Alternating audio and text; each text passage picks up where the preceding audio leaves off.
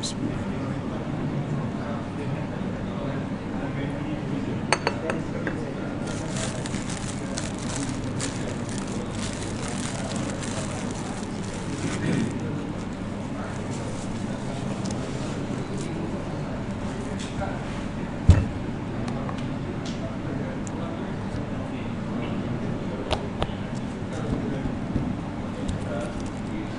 Assalamualaikum warahmatullahi wabarakatuh.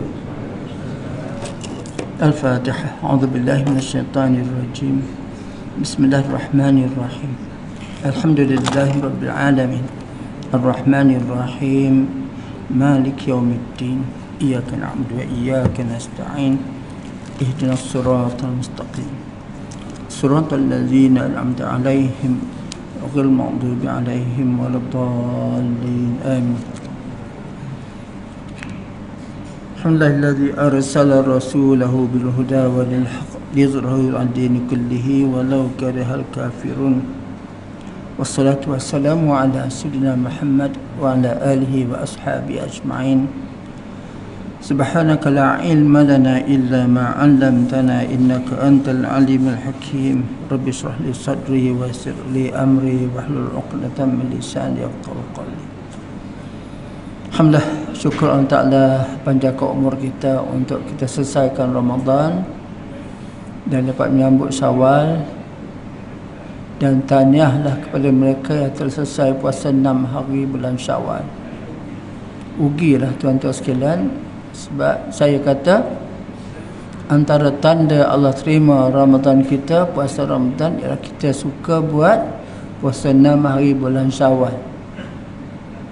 Disebut satu hadis, siapa yang puasa bulan Ramadan ikuti 6 hari bulan Syawal, dia dapat pahala macam puasa sepanjang tahun. Masya Allah. Jadi masa masih ada, cepat masa berjalan. Selesailah dalam masa 2 minggu ni untuk puasa 6 hari bulan Syawal. Ada ustaz kata elok puasa Senin dan Khamis, dia dapat 2 pahala, pahala puasa Senin dan puasa pada hari Khamis. Niat saja aku puasa sunat Syawal, kena sebut Syawal tu. Aku puasa sunat Syawal besok hari kalau Ta'ala, sebab nak pahala lebih kepada siapa yang puasa bulan Syawal. Sebut aku puasa sunat Syawal besok hari kalau Ta'ala. Baik, tuan-tuan sekalian, kita sampai penghujung kitab tentang persiapan bakti kematian. Kita baca kitab ni pada 15-11 tahun 17. Berapa tahun dah, Razak? 15-11 tahun 17. Dia penghujung dah. Kitab ni cerita pasal nikmat syurga. Saya tak baca lah tu sebab semua nikmat. Cuma kita ada sebut, dia kata apa? Alangkah anehnya manusia ini, ajaib orang yang menyatakan sudah beriman kepada Allah SWT, tapi bila bersyurga tak minat untuk beramal untuk masuk syurga Allah SWT. Sedangkan Allah kata apa? Wal akhiratu khairun wa abqa. Akhirat tu baik dan kekal. Baik. Jadi oleh sebab kita sampai penghujung ni, malam ni saya nak buat catatan ringkas, tajuk-tajuk kecil yang ada kaitan dengan persiapan mati. Semoga kita dapat ulang balik apa kita baca sebelum ini. Aku tak sempat ni, kita selesai bulan depan insya-Allah. Cuma lepas ni nanti tengah duk fikir kitab apa nak baca pula. Sesuai dengan orang tua macam saya dan tuan-tuan depan saya ni, kitab apa. Sebab ustaz, ramai ustaz takut bertembung benda yang sama. Masya Allah. Baik, tuan-tuan sekalian, pertama nak sebutkan, orang rajin ke masjid senang masuk syurga. Rajin ke masjid senang masuk syurga. Al-Quran Allah kata warka'u ma'ar raki'in. Warka'u ma'ar raki'in. Rokoklah bersama rokok, kena berjemaah. Kedua, tuan-tuan sekalian, saya selalu sebut tentang 7 golongan yang dapat bernaung di padang mahsyar, dapat berteduh di padang mahsyar. Pertama, pemimpin yang adil, orang muda yang hidup ibadat kepada Allah Subhanahu Wa Taala, orang ikhlas menderma. Nabi sebut kanan beri, kiri pun tak tahu. Yang keempat, orang hati bergantung dengan masjid. Masjid sebahagian pada hidup dia, tak berpisah dengan masjid, selalu suka berjemaah. Masya Allah. Kelima, orang iman yang hebat. Perempuan cantik, lawa, muda, kaya, ajak berzina dia tak mau. Keenam, orang yang selalu bangun-bangun malam, dia menangis menangkan dosa-dosa dia. Dan ketujuh ialah orang yang bersahabat kerana Allah, berpisah kerana Allah. Tuan-tuan, 7 golongan ni pastikan kita masuk salah satu. Untuk pastikan dapat naungan daripada masyarakat, maka jadilah orang yang hati bergantung di masjid masyarakat. Baik. Ketiga, tuan-tuan sekalian, Allah sebut dalam satu hadis kursi. Hadis kursi ini firman Allah Ta'ala, Nabi sampaikan kepada kita. Kata Rasulullah, kata Allah SWT, masjid di bumi macam rumah-rumah aku.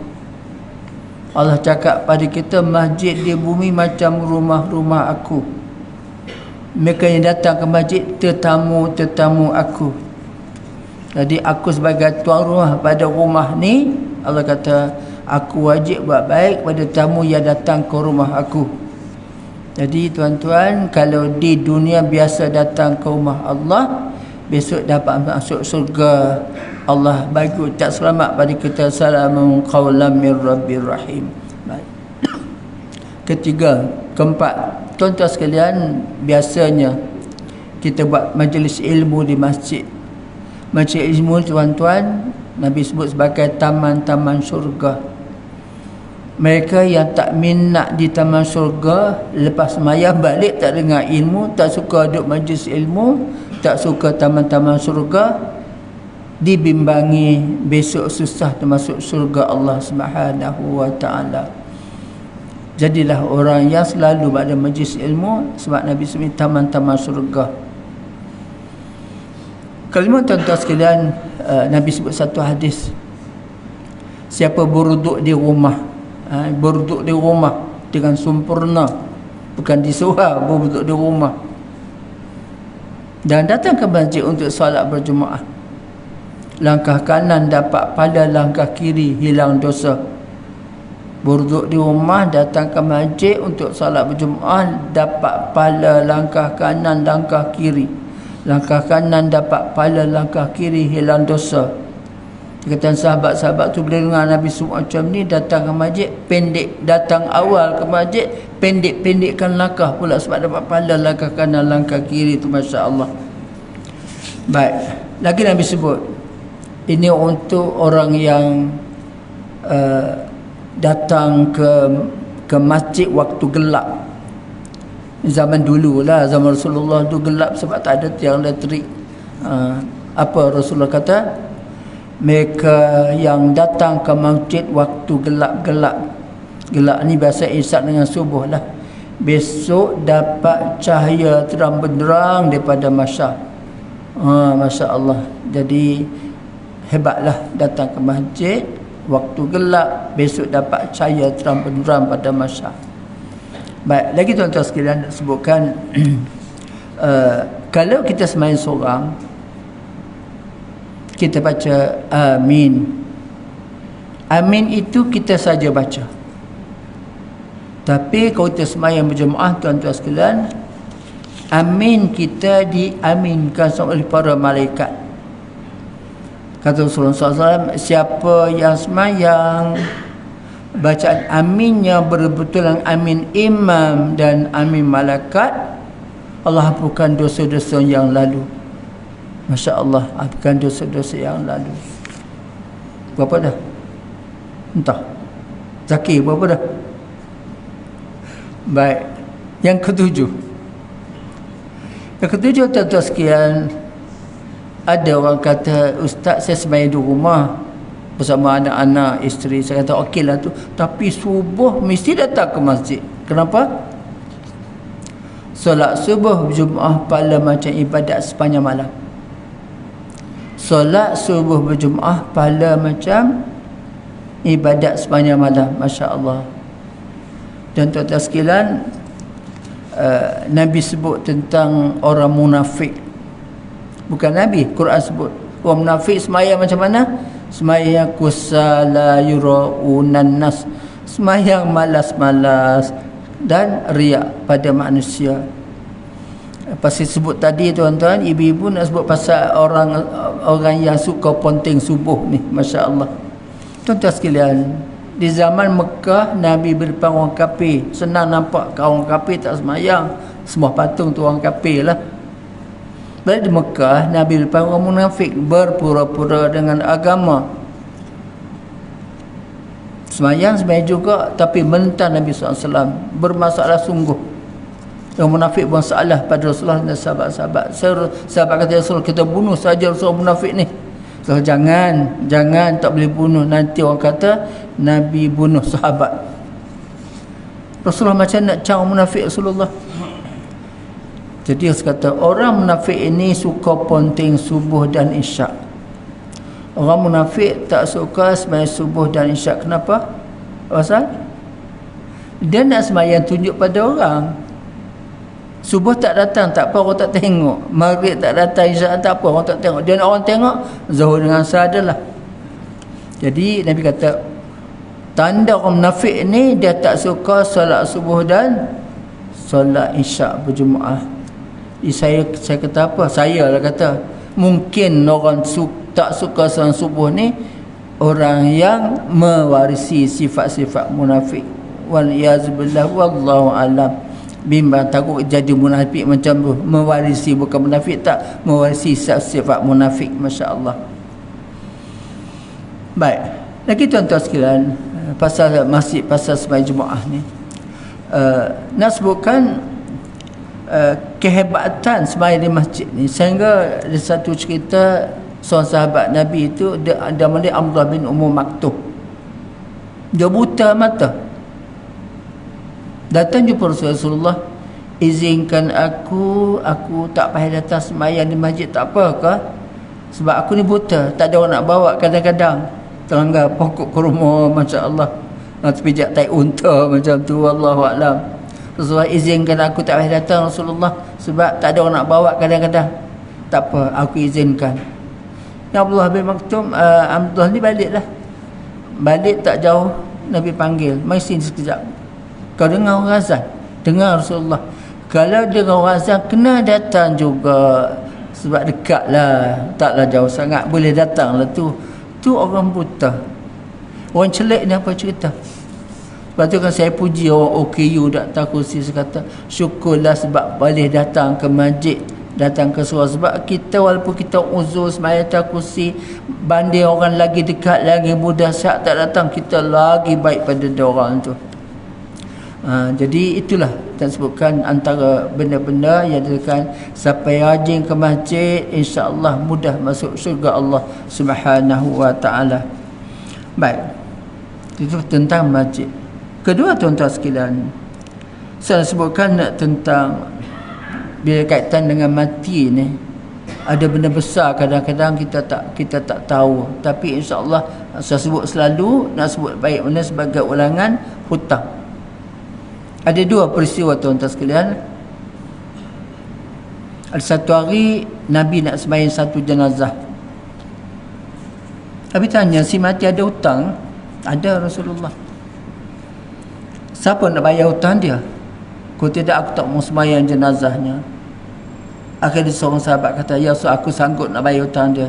Baru Nabi sembahyang jenazah orang tu. Beratlah, berat.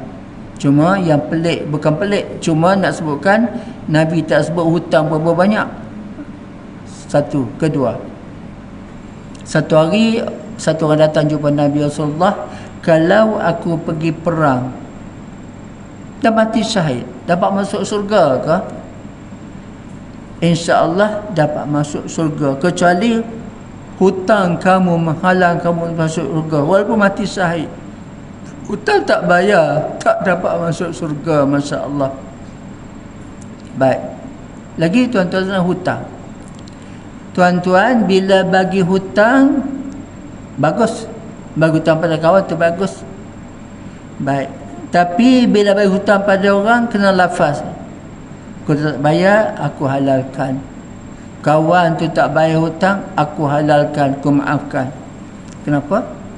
Kamu jadi begitu. Bila orang tak bayar hutang kita, di akhirat besok kita nak masuk syurga, tunggu waktu datang. Bayar hutang tak? Dah bayar dengan amalan dia. Baik, pasal kita tak ada ilmu. Kalau ada ilmu, siang-siang dunia lagi aku halalkan hutang. Tapi susah kenapa?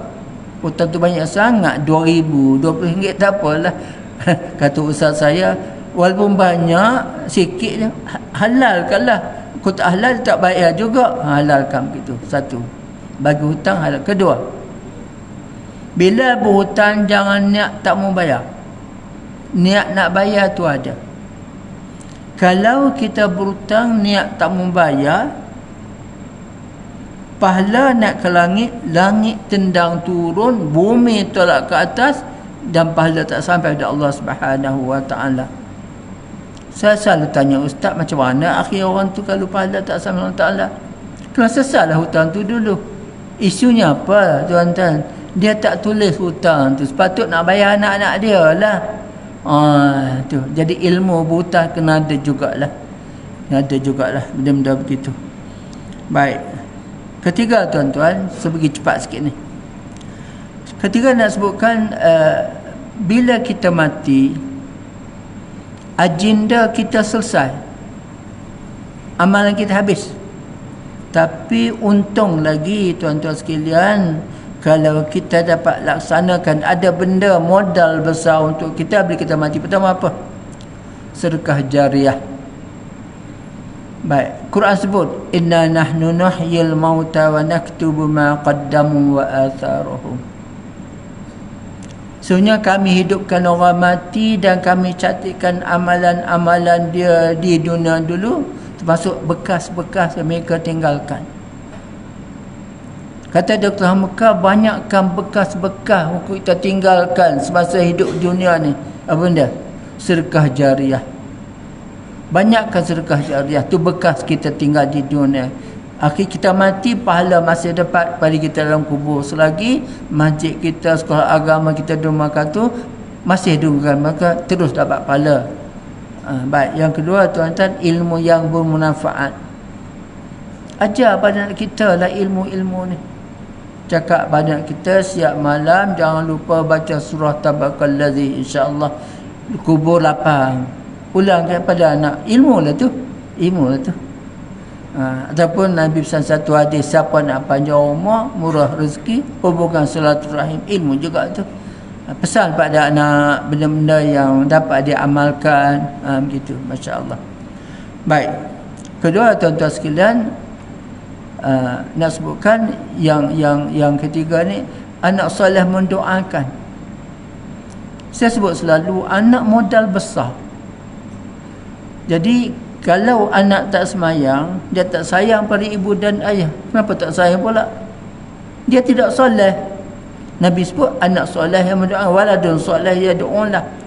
Dipastikan masa dunia ni ada anak kita pasal mereka tu semayang tak tinggal, doa untuk kita selalu, dan amalan-amalan orang baik, anak soleh mendoakan. Bila Nabi sebut macam tu, besarlah isunya. Bila mati anak dan putus amalan kecuali 3 perkara: sedekah jariah, ilmu yang manfaat, anak soleh mendoakan majlis. Anak soleh yang mendoakan. Baik, lagi tuan-tuan sekalian, nak sebutkan ulang balik, Nabi sebut satu hadis. Ada sahabat Rasulullah Nabi sebut macam ni. Orang cerdik, orang selalu ingat mati dan buat persiapan untuk mati. Orang cerdik, orang yang selalu ingat mati dan buat persiapan untuk mati. Baik. Jadi untuk ingat pada mati ada panduan dia. Antaranya tuan-tuan, ziarah kubur, ziarah orang sakit, sembahyang jenazah orang lain, ziarah orang mati, semua tu peluang dapat syurga. Maksudnya ingat mati begitu. Kedua tuan-tuan sekalian, ingat mati dan buat persiapan untuk mati. Semua amalan-amalan yang berkaitan dengan kematian itu kita amalkan. Termasuk hutang-hutang, termasuk semayang dan sebagainya. Jadi orang cerdik siapa? Orang yang selalu ingat kepada kematian dan buat persiapan untuk mati. Dan saya sebut dulu kata apa, paling kurang pun kita ingat mati 2 kali sehari. Bila bangun tidur.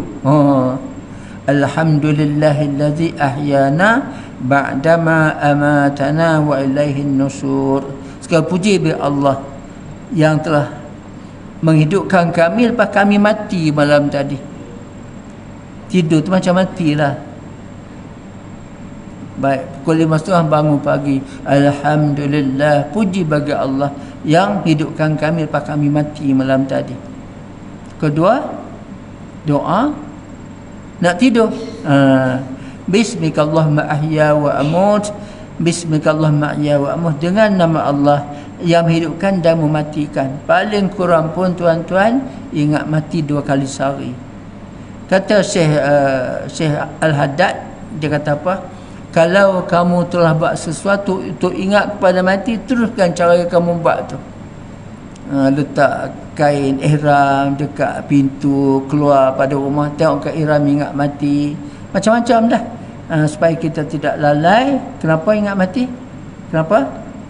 Supaya kita tak ada angan-angan nak hidup lama. Jadi bila dia hidup lama ni, dia fikir dunia dia kedekut, sombong, malah ibadat sebab nak hidup lama. Jangan. Ingat mati menjaga kita ni buat ibadat segera, qada segera, sedekah dan sebagainya, sebab kita akan mati meninggalkan dunia ni. Masya Allah. Baik. Kelima, tuan-tuan sekalian, isu besar kita ini, kita jangan rasa selesa dengan amalan yang kita buat. Amalan tu boleh tiris. Masa sebut dululah, ada orang tanya Ustaz Azhar Idrus, Ustaz, orang tu rajin pergi masjid, balik masjid, suka sembahyang Jumaat, tapi mengata orang nombor 1, mengumpat, berbohong, macam-macam. Kata Ustaz Azhar, Allah kira tu, Allah kira semua tu, dan Allah timbang banyak dosa, datang ke masjid, pergi masjid, balik masjid. Kata dosa mengata orang, Allah akan timbang, akhirnya syurga ke neraka, Allah tahulah kira tu. Jadi satu. Kedua, tuan-tuan, ada hadis yang selalu sebut, dengki memakan amalan macam api memakan kayu. Masya Allah. Dan tuan ibu sekalian, dia sebutkan, bila Nabi sebut satu hadis, ni tak belajar di sekolah. Ada hadis kau dah dengar, sebab tu tuan-tuan selalu dengar ustaz mengajar, mungkin dapat ilmu baru untuk kita amalkan. Baik, maka Nabi sebut apa? Nabi sebut orang bankrupt di akhirat besok, orang muflis di akhirat. Dengar sini, dengar elok-elok, sebab kemungkinan berlaku kat kita. Nabi sebut orang bila matinya bawa pahala semayang, pahala zakat, pahala kebajikan, macam-macam pahala, penuh paket, berkilo-kilo pahala. Tapi matinya buat dosa, mengata orang, fitnah orang, hutang tak bayar, pukul orang, macam-macam. Ada waktu santau kawan dia sampai muntah darah. Masya Allah. Dia mati, orang tak maafkan dosa dia. Hebat. Ini adil Allah Ta'ala. Bila kita mati buat dosa macam tu, dan besok akhir orang datang minta pahala kita. Dulu kau curi basikal aku, ya, kau nak bagi padik kau guna, contoh, tak mana-mana dibawanya, aku nak pahala kamu 200 kilo, contoh begitulah. Cuba tuan cuba bandingkan sejak dulu sampai sekarang, berapa banyak dosa kita tengok orang. Baik, jadi apa berlaku tuan-tuan, ibu-ibu? Bila orang datang minta pahala kita habis, ini ada, saya selalu sebut, boleh tak masuk neraka dengan seorang lain? Ya, masuk neraka dengan seorang, kita tak fikir begitu. Masuk neraka dengan seorang lain. Siapa tu?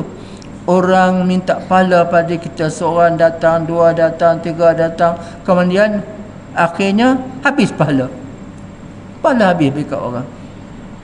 Yang menunggu ramai lagi nak pahala dah habis. Maka Nabi kata, kamu tanggung dosa daripada orang tu semua, kamu masuk neraka dosa orang. Masya Allah. Sebab tu saya sebut selalu, nak sebutkan tuan-tuan ibu sekalian, berdoa untuk orang yang pernah kita buat dosa pada mereka. Baik, Doa bahasa Melayu lah. Ya Allah, ampunkan dosaku, ya Allah. Ampunkan dosa ibu. Ampunkan dosa keluargaku, ya Allah. Ampunkan dosa mereka yang pernah baik padaku, ya Allah. Ampunkan dosa mereka yang pernah buat dosa pada mereka. Ampunkan dosa mereka yang pernah buat dosa dengan mereka dunia dululah. Apa berlaku di akhirat besok, tuan-tuan? Dia akan datang nak minta pahala kita. Dia cakap dengan dia. Cakap dia, Sudin, contohlah. Aku tahu kau ada dosa, ada pahala. Aku berdosa dengan kau, kau nak pahala. Aku tak nak pahala dah. Aku tak nak pahala nampak kepada kau. Tapi aku selalu minta Allah ampunkan dosa engkau. Moga-moga dosa kau tak ampun, aku minta begitu. Dia berkata, apa, aku maafkan dosa, tak payah ambil apa-apa pahala pada kamu lah. Itu kaedah. Sebab tu saya sebut dulu, pernah satu ketika tu masa bujang-bujang tahun 70-an, saya pergi Masjid Negara. Ada seorang ustaz mengajar, Kiai Fatullah Harun, meninggal dia baca doa, Astaghfirullahalazim li wali walidayya wal ashabil huquqil wajibati wali ashabil huquqil wajibati alayya wal jami'il mu'minin wal mu'minat wal muslimin wal muslimat. Ya Allah, aku mohon ya Allah, mohon untuk ibu dan ayah, mohon ampunkan dosa mereka, ia ada hak atas diri aku. Ampunkan dosa mereka, ia ada hak atas diri aku. Maksud siapa tu? Orang yang kita ada pahala untuk beri pada dia. Wal ashabil huquqil wajibati alayya. Jadi pastikan benda tu baik. Kedua, tuan-tuan sekalian, kita kena pastikan kita cukup modal untuk berjumpa dengan Allah Subhanahu Wa Taala akhirat besok. Modal apa? Modal pahala. Mana cara modal tu? Banyakkan amalan-amalan. Saya sebut dulu bulan Ramadan tu bulan untuk banyak kumpul modal. Ibadat wajib Allah beri pahala 70 kali ganda. Ibadat sunat dapat pahala ibadat wajib. So bulan Ramadan banyakkan sembahyang sunat, banyakkan sedekah supaya pahala berganda-ganda. Besok akhirat besok tak sempat jadi muflis sebab modal kita banyak. Masya Allah. Baik. Kemudian tuan-tuan sekalian, saya sebutkan juga perkara-perkara yang menjadi isu besar pada kita. Baik. Nabi sebut satu hadis di akhirat besok. Tidak bergerak tapak kaki anak Adam di padang mahsyar segala tanya pada dia 4 perkara. Masya Allah. Tuan-tuan, ibu sekalian, Nabi kata besok di akhirat besok berdiri depan Allah Ta'ala. Allah tanya ni 4 perkara apa? Pertama, umur muda dihabiskan ke mana? Kedua, siap badan buat apa? Ketiga, ilmu yang kita dapat amal ke tidak? Keempat, harta dari mana dapat, ke mana dibelanjakan. Lepas tu tuan-tuan, Allah sebut dalam surah Az-Zariyat, antara orang yang istimewa ni, dia bangun pagi waktu sahur minta ampun kepada Allah Subhanahu Wa Taala. Baik. Apa doa, apa yang Allah sebut dalam Quran? Wabil ashaduhum yastaghfirun. Wabil ashaduhum yastaghfirun, waktu sahur minta ampun kepada Allah Subhanahu Wa Taala. Ingat ni benda ni. Waktu muda dulu, waktu sihat dulu, ilmu kita amalkan tidak, harta yang dapat ni belanja macam mana, dapat pada mana. Ingatkan begitu. Bila berdoa minta ampun, ingat dosa-dosa yang pernah kita buat. Masya Allah. Baik. Dan nak sebutkan juga tuan-tuan sekalian tentang semayang. Tuan-tuan sekalian, nak sebutkan semayang satu ibadat yang istimewa, sehingga disebut dalam pelbagai negara perkara 106/2. Ingat lagi rasanya betul? Perkara 106/2. Melayu tu apa? Melayu tu orang Islam, lazim bercakap Melayu dan ikut adat istiadat Melayu. Melayu tu apa? Beragama Islam, bercakap Melayu dan ikut adat istiadat Melayu. Baik. Hadis lain mengatakan macam mana? Siapa yang semayang mendirikan agama, siapa tak semayang meruntuhkan agama. Bila meruntuhkan agama, tak ada Islam pada dia, maka nak kata Melayu ke lagi, wallahu alam. Cuma nak sebutkan tuan-tuan, Allah nak turunkan bala kat kita ni layak sungguh, sebab 80% orang Melayu tak sembahyang. Itu kata Dr. Fadilah Kamsah 20 tahun dulu. 80% orang Melayu tak sembahyang, masya-Allah. Baik. Saya sebutkan begini, kenapa? Sebab kita silap tanggapan. Ibadat pertama besok Allah kira apa? Sembahyang fardu. Kalau fardu tak sempurna, Allah ambil sembahyang sunat yang kita buat untuk menampung fardu tidak sempurna. Jadi silap besar kalau orang kata, Allah ni sunat, buat dapat pahala, tak buat tak berdosa. Tak betul tu. Betul lah macam tu, tapi keadaan kena sebut cara lain. Sunat buat dapat pahala, tak buat tak berdosa, tapi untung buat.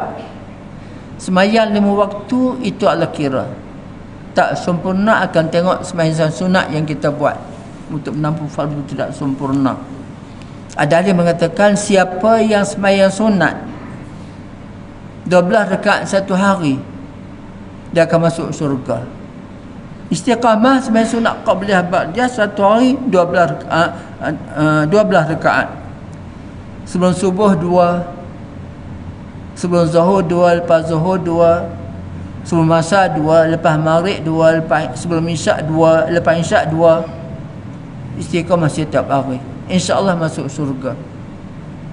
Dan hebat tuan-tuan sekalian, Nabi pesan pada isteri dia Ummu Habibah, kalau buat boleh insya-Allah tuan-tuan sekalian. Nabi kata apa? Nabi pesan pada isteri Ummu Habibah, buatlah sembahyang sunat qabliyah zuhur 4 rakaat. Sebelum zuhur sembahyang sunat qabliyah 4 rakaat, 2 salam 2 salam. Lepas zuhur buat juga 4 rakaat, 2 salam 2 salam. Nabi kata apa?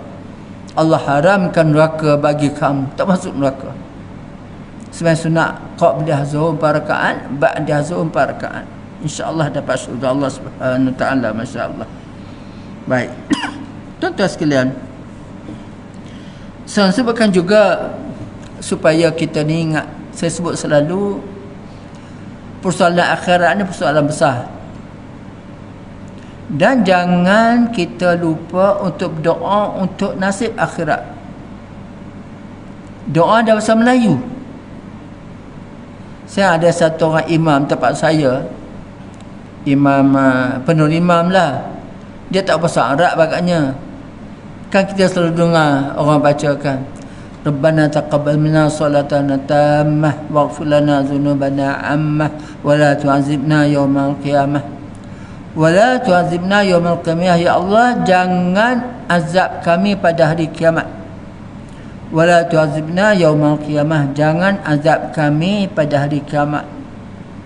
Rupanya imam ni dia baca wala tu'azibna ila yawmal qiyamah, segeling kepala. Dari apa? Ila tu artinya kepada ataupun ke, jangan azab kami sehingga hari kiamat. Lepas kiamat boleh nak azab macam tu ke? Sebab dia sebut ilah. Jangan azab kami sehingga hari kiamat. Wala tu'azibna ila yaumil qiyamah. Nahwu pun tak betul, bahasa pun tak betul, masya-Allah. Sepatutnya wala tu'azibna yaumil qiyamah, jangan azab kami pada hari kiamat. Jangan kata jangan azab kami sehingga hari kiamat. Tak betul tu. Sehingga kiamat jangan azab, nak azab lepas kiamat. Tu baca tak faham. Jadi tuan-tuan, saya sebut bukan apa, kita banyakkan doa khusus untuk persiapan akhirat. Saya sebut lagi kata apa, ya Allah Tuhanku, jadikan hari kematianku hari paling baik bagiku ya Allah. Kedua, ya Allah Tuhanku, biarlah aku mati dapat mengucap kalimah la ilaha illallah di akhir hayatku ya Allah. Dapat akhir hayat dapat mengucap kalimah la ilaha illallah. Lapangkan kuburku ya Allah, ringankan hisabku. Minta dasar Melayu untuk persiapan akhirat. Masukkan kami sekeluarga dalam syurga-Mu ya Allah. Ya Allah, kamu syafaat Rasulullah. Banyak benda-benda begini yang kita tahu bahasa Arab, baca doa bahasa Melayu untuk nasib kita akhirat. Termasuk juga tuan-tuan sekalian, biarlah kita berdoa untuk akhirat. Ya Rasulullah, ya Allah, aku mensyafaat Rasulullah, dan aku minta mudah aku berjalan di atas sirat. Macam-macam benda boleh buat. Doa dalam bahasa Melayu untuk persiapan akhirat, insya-Allah. Itulah, insya-Allah kita sambung sikit bulan depan. Semoga dapat ilmu tentang ni, kesimpulan kepada kitab yang dah habis kita baca ni. Semoga kita dapat ilmu, ulang balik dan buat yang terbaik, dan jadikan amalan kita tu sebagai persiapan untuk jumpa Allah Subhanahu wa taala. Wallahu a'lam. A'udzubillahi minasyaitanir rajim. Bismillahirrahmanirrahim. Hamdalillah hamdan yuafi ni'mahu yukafi'u mazidah. Ya Rabbana lakal hamdu kama yanbaghi li jalali wajhika wa 'azimi sultanik. Wassalatu wassalamu ala sayyidina ajma'in. Allahumma ihdina siratal mustaqim, siratal ladzina an'amta 'alaihim minhum was-salihin. Allahumma aghnina bil ilmi wa zayyinna bil hilmi wa akrimna bit taqwa wa jamilna bil afiyah. Rabbana atina fid dunya hasanah wa fil akhirati hasanatan wa qina adzabannar. Walhamdulillahirabbil alamin. Subhanallahi bihamdihi, subhanakallahumma wa bihamdika, asyhadu an la ilaha illa anta, astaghfiruka.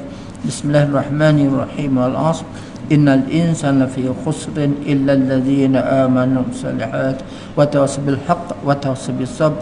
Sadaqallahu azim. Assalamualaikum warahmatullahi wabarakatuh.